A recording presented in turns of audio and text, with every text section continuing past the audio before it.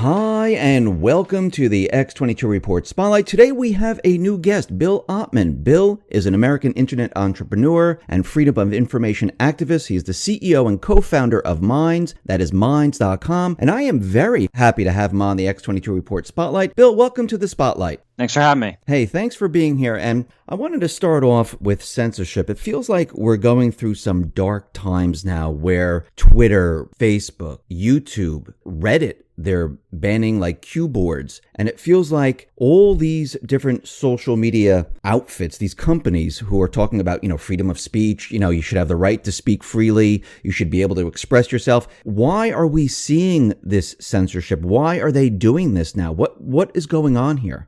It seems very inconsistent and hypocritical because, you have murders happening on many different social media outlets, live streamed even, and you don't hear people calling for those apps to get taken down. So I think that the policies are totally inconsistent, and that's not fair.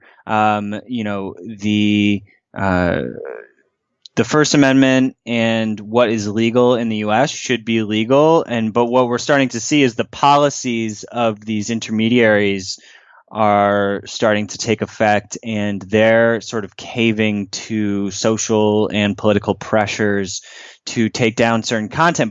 But the thing is that they're not being consistent, so it's really not a fair playing field. So what you're saying, it's one-sided where they're not saying, okay, wait, this person mentioned this person mentioned that, let's take them both down. They're leaving the one up and taking down one side. I mean, many people are looking at the conservatives, many people are looking at Republicans, and they're saying, well, look, they're, banning those people that are talking about the truth, they're banning those people or trying to get information out. And the one board that you talked about that went down because of what just happened, that's in the news out in Pittsburgh, is Gab. This individual allegedly was on Gab and they decided, let's remove Gab from the entire field of social media. PayPal came out and said, let's take them down. The hosting company came out and took them down. I mean, why would they go after this one social media platform? I think for pretty obvious reasons. I mean, we've had our own issues. I think that we've been able to navigate. I mean, Facebook's currently blocking our links in Messenger. There's a CAPTCHA that you have to fill out before it will post our links to the news feed. We've had issues with Google. I think that these sort of corroborated campaigns these campaigns sort of teamed up with multiple companies start happening, and they see that each other are doing it, and then they hop on the bandwagon because they don't want the bad PR. I think that's a big part of it. And yeah, it's definitely scary. And I think that it feels very political, and it's not consistent. So I think that it's very open, very, very important to try to work with these companies and understand what is happening. And I don't know if they've really made huge efforts in that regard. And so, but we'll see what happens. I mean, it's not cool what's happening.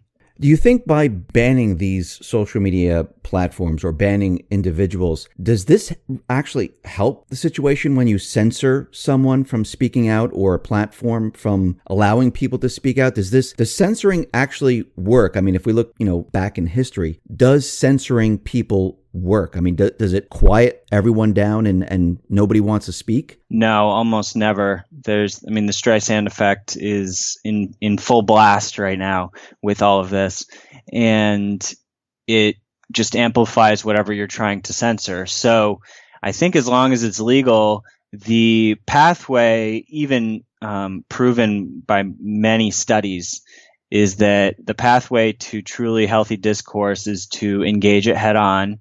And that is what can cause attention to actually die down.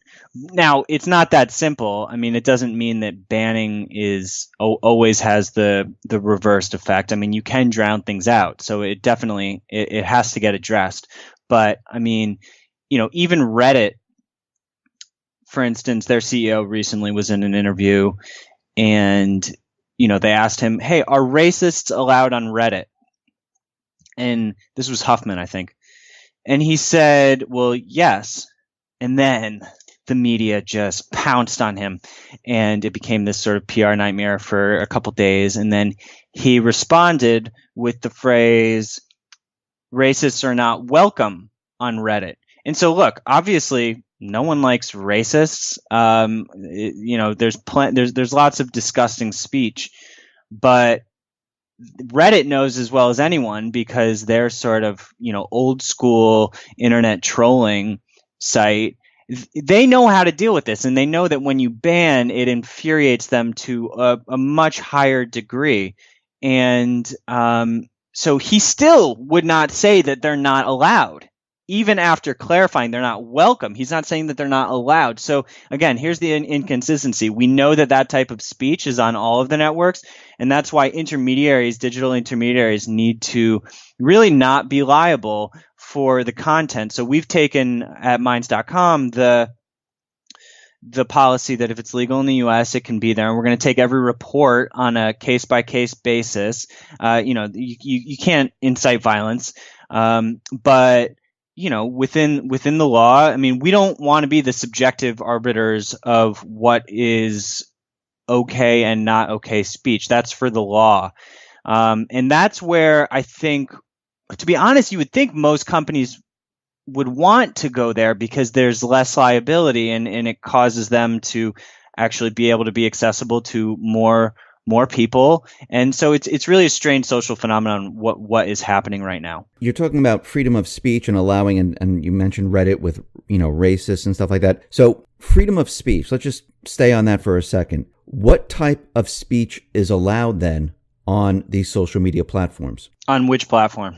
On any of them. I mean, some people argue that these are private companies. I mean, is Minds.com a private company? Yes. Okay. I mean, pretty much all of them are. I mean, right. We're much more transparent and secure than most. I mean, all of our source code is open source, so anyone can inspect it and see what our algorithms are doing. Make sure we're not, shadow banning or spying on people. You go to github.com/minds right now and check it out. You can set up your own app with our software if you want. Basically no other alternative that I know of.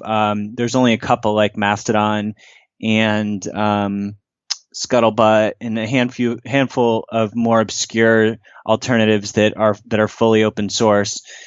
We also publish our financials on an annual basis, because we did an equity crowdfunding round last year where like 1,500 members of the community purchased future equity. And so it's very cooperative and transparent in that sense, which is pretty much the opposite of Facebook, Twitter, Google, Microsoft, Apple, all of them.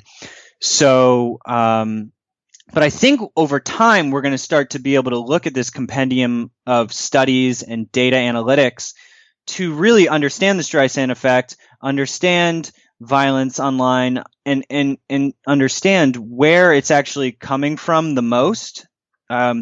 And I think we would, I'm sure, see that most of it is happening on the establishment social networks right now, like Facebook and Snapchat and YouTube, and a much higher amount than coming from the alternatives. I mean, it's horrible what happened, and we do have a responsibility on all throughout the social media landscape to build tools for users to protect themselves and to report illegal content.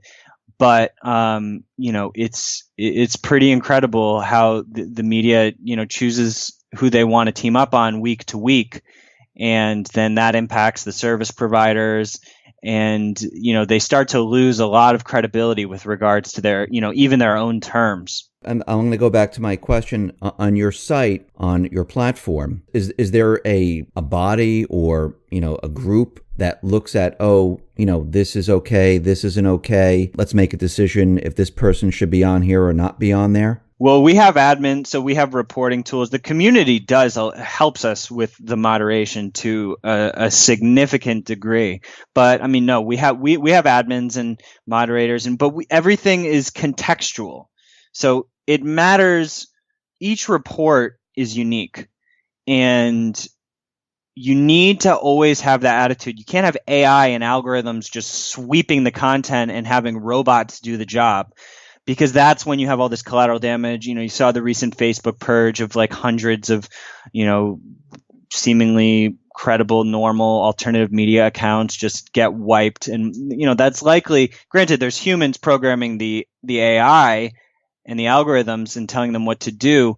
But when machines are in charge, you have a whole new level of dangerous precedent for censorship. So, we take the approach that if it's clearly legal in the U.S., then we're not going to get involved. Threats of violence are obviously not okay, and but from an overhead perspective, that makes sense for a company, because if your terms are vague, where all these different types of things are against the terms that are legal, the amount of work that you have to do moderating is way higher. So, we focus on the truly bad stuff, which is just a tiny percentage of the content on the site anyway. Granted, all the attention gets blasted at these, tiny things. And it's not tiny when, people go out murdering. That's clearly not acceptable. But I think that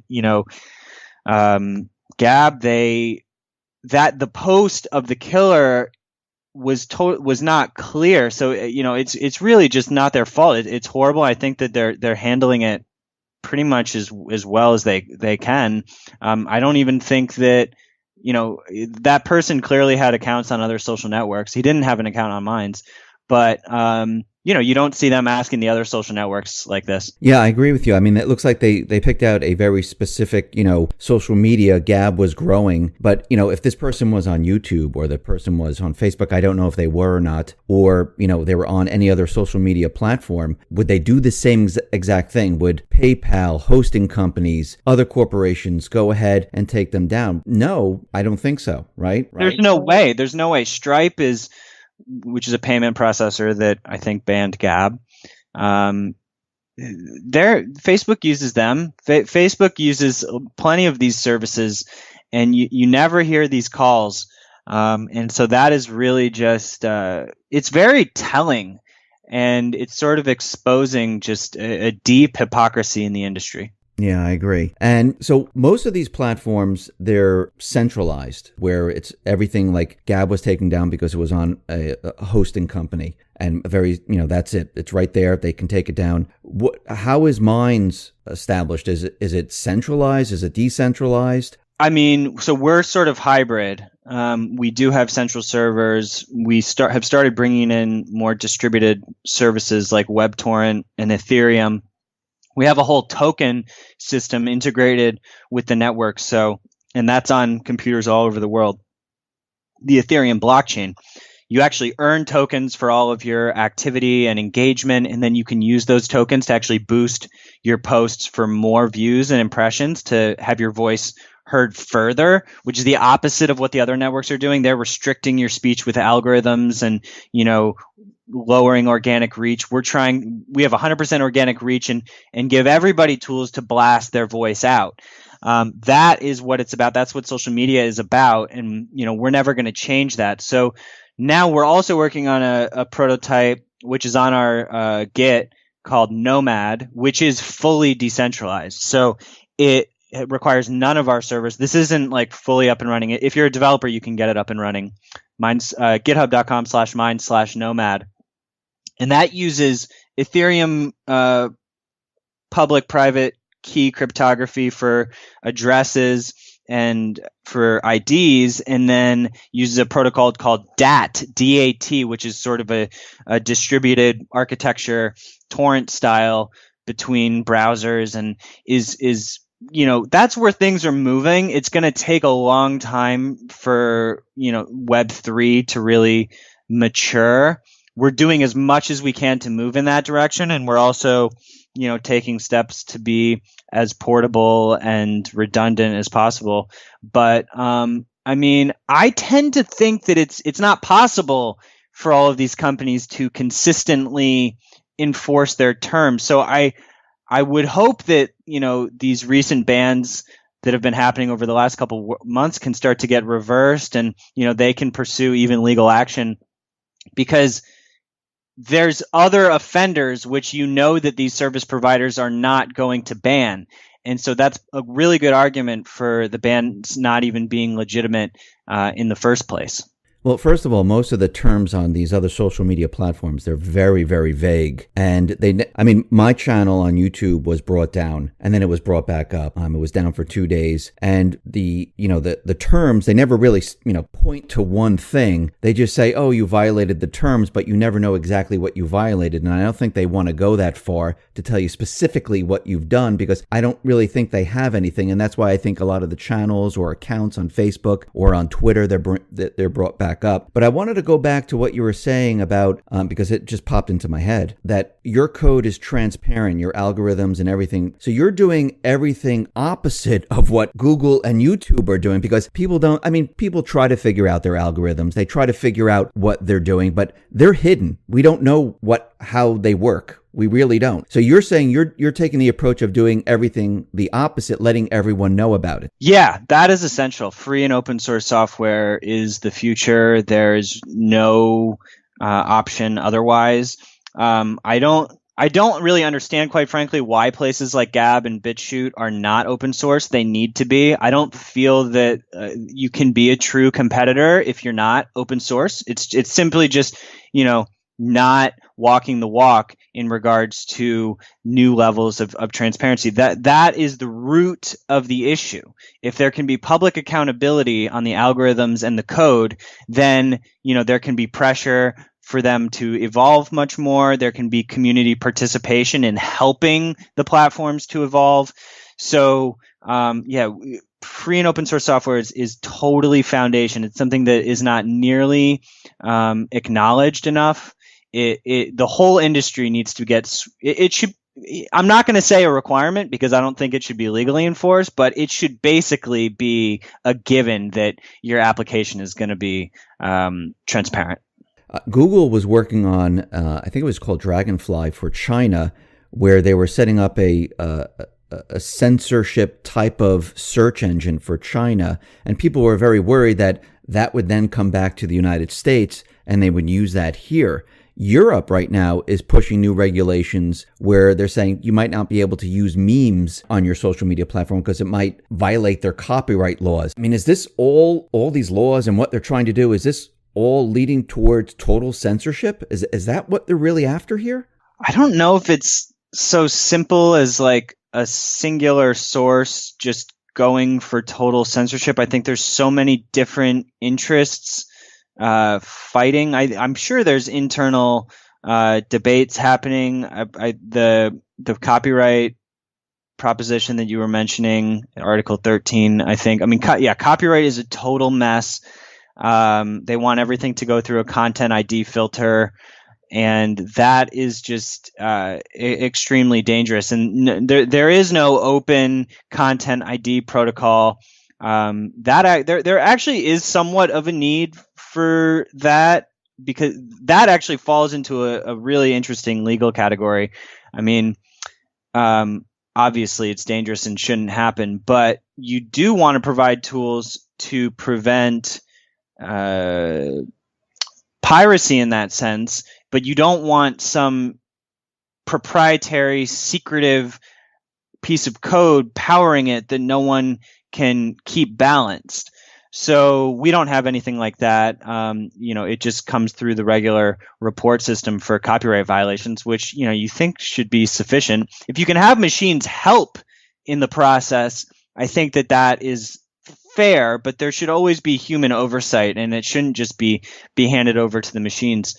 And this is the philosophy of free and open source software. It acknowledges that we're always building on the shoulders of giants. Content, whether it's content, code, text, we are building upon ideas. And, so with art, memes, I mean, where do you draw the line in terms of building upon works of others? You can't. It's not possible to enforce consistently. So therefore, the whole thing becomes just a total mess.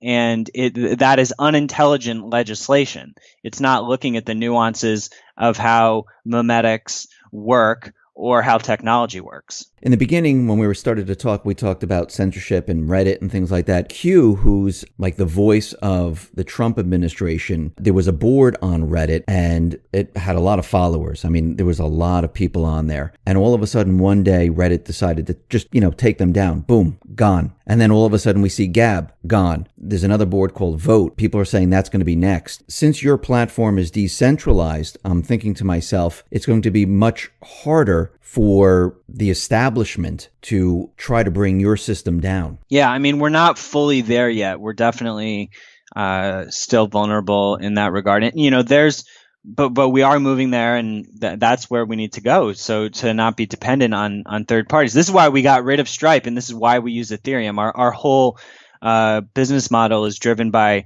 tokens. So if you go to minds.com/token, you can actually, that's where you can get tokens. That's what drives our business. That's where you learn how to use them. And so, blockchains are decentralized, Bitcoin, Ethereum, and others. You can't take those down. So we shifted our whole business to be reliant on that as opposed to fiat. Now we're moving towards other components of the site. And there's, other than censorship, there's good reasons to do this. You even just from having too many central points of failure. I mean, say there's some natural disaster or something, and the servers get taken out. You don't want it to be just in one location. So that's why you see big businesses looking at decentralization and distributed systems for even just pure pragmatic reasons. Is Minds free to join?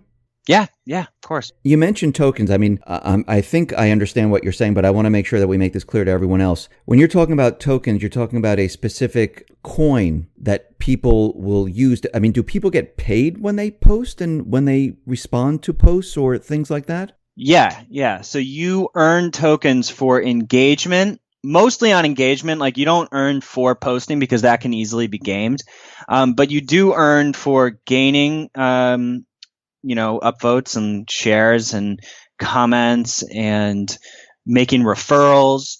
And actually, just for being active, you do earn. That is the one sort of action-based reward that we have for all the engagement you receive, for making referrals, for being active. And then you can use it to boost your post. One token will give you 1,000 extra impressions on your post now. And you can send them to other users. You can subscribe monthly to other users with tokens. You can get premium services. It's the whole company and network is fueled by them. Let me ask you this. Do you believe that we should have an Internet Bill of Rights, just like we have the Bill of Rights? Yeah. I mean, there are multiple documents in place. We've actually endorsed a set of principles called the Manila Principles for Intermediary Liability, which is essentially a Bill of Rights. Actually, if you go to minds.com/p/Bill of Rights, you can read them.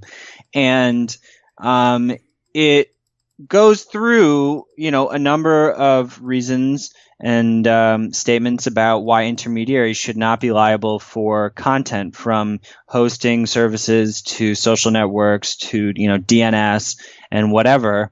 It's just too much of a dangerous precedent. These were outlined by the Electronic Frontier Foundation and other leading digital rights organizations. So heavy lawyers were digging in on this issue. This isn't a left versus right issue. Censorship affects everybody.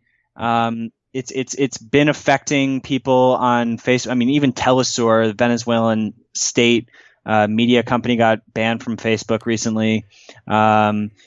It affects both sides, and even if it's a little bit more heavily slanted towards the libertarian side of things right now, that's only illusory.